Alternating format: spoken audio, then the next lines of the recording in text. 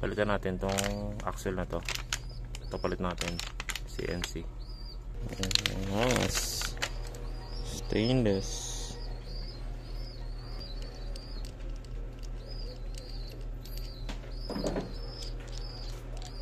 Dalawang nut. Alin. Saka ito. CNC. Ayan. Ayan siya. Gamit tayo ng thread lock. Tapos thread lock natin to. Para hindi kumawala ang ating axle. Saka itong mga nut. Sayang kasi, di ba? Kung kakawala lang.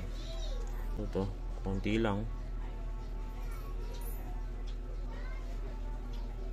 Opya. Okay na yan. Ito.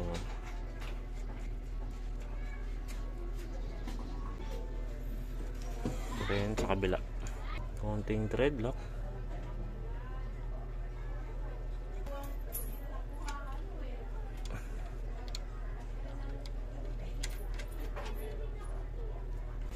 So yan, higpitan muna natin tong nut bago natin to ilagay itong alin sa gitna.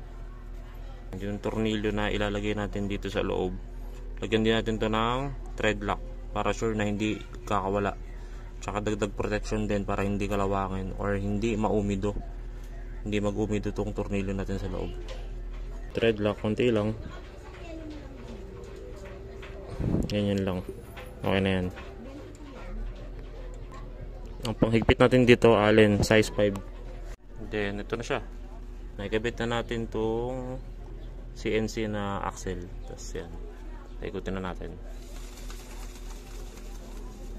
Angas.